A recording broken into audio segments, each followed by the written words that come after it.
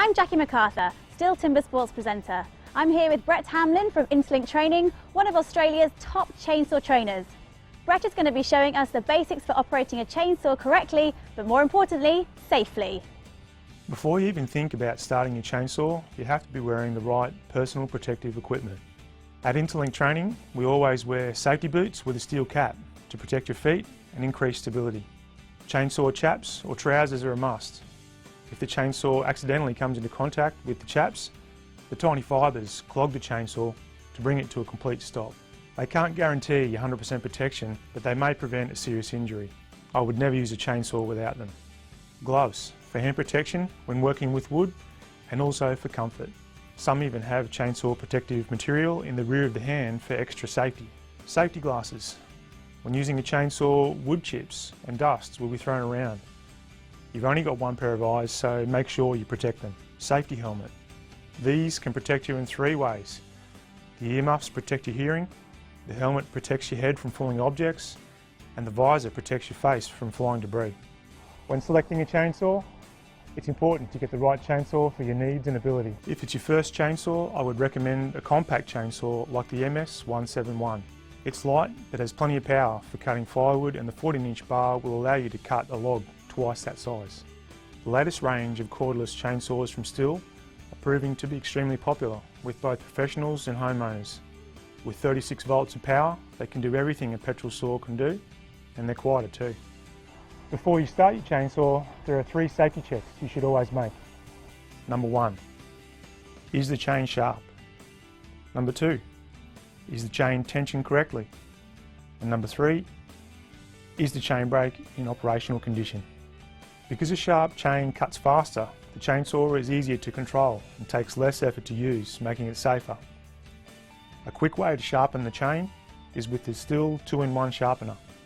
First, check for the tooth with the most damage. Then mark it so you know where you started. Line up the guides with the saw chain. Apply even pressure on both sides of the file and push from one side to the other. Check the tooth is straight and sharp, and then repeat until all are the same size. The 2-in-1 file sharpens the tooth and files back the depth gauge too, an excellent tool that saves you time. Having the chain tensioned correctly makes cutting faster and safer. The correct tension should allow for the chain to be lifted slightly, but then snap back in place.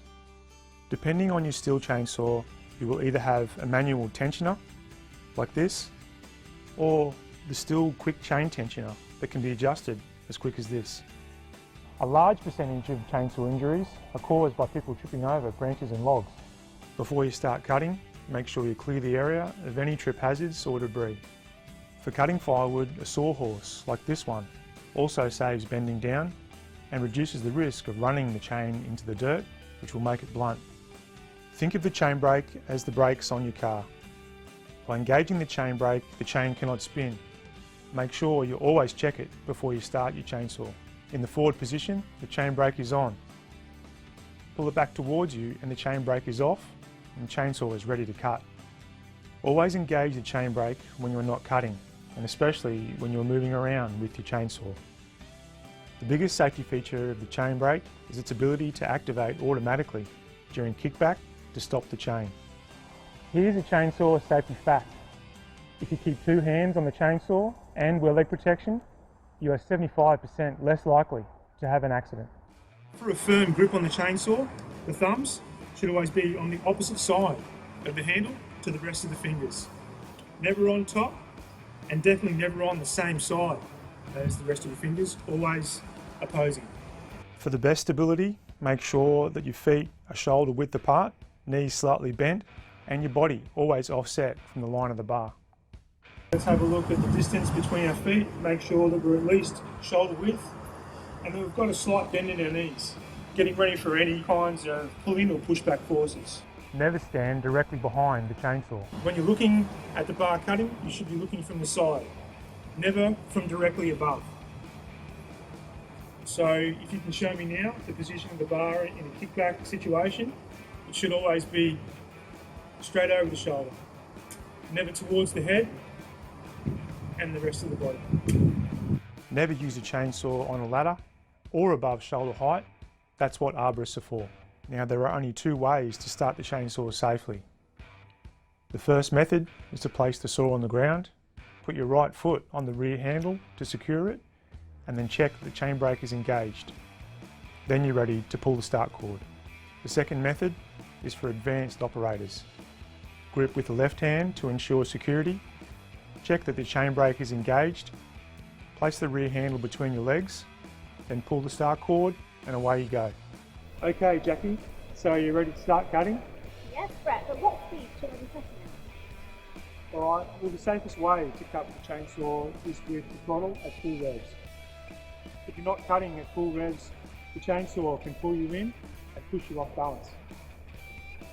The most dangerous part of the bar is the tip.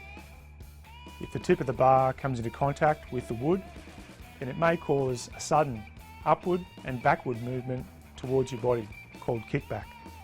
The safest part of the bar for cutting is the area closest to the engine. Let the chainsaw pull you towards the wood and apply slight downwards pressure. The chainsaw will do the rest of the work.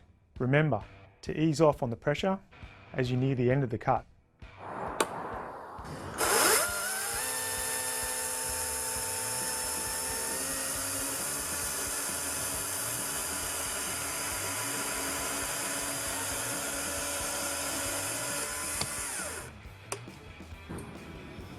Well done.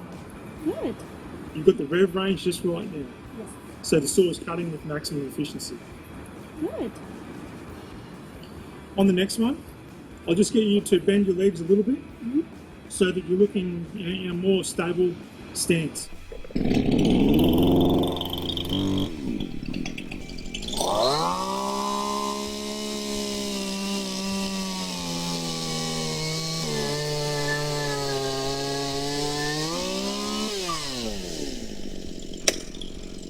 You're already picking up some good skills, but one thing that I'd like to see is the left arm in more of a brace position. So with a correct stance, firm grip, and a brace position for the chainsaw, it means that your left arm should be locked. So rather than in a relaxed position where it's bent, make sure that it's nice and strong. Not necessarily locked out, but in a braced lock position.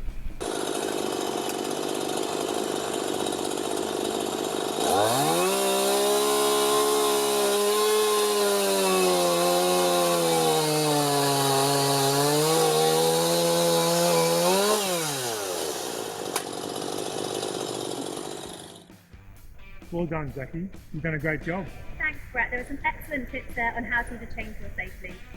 For more tips, visit our website or follow us on Facebook or YouTube.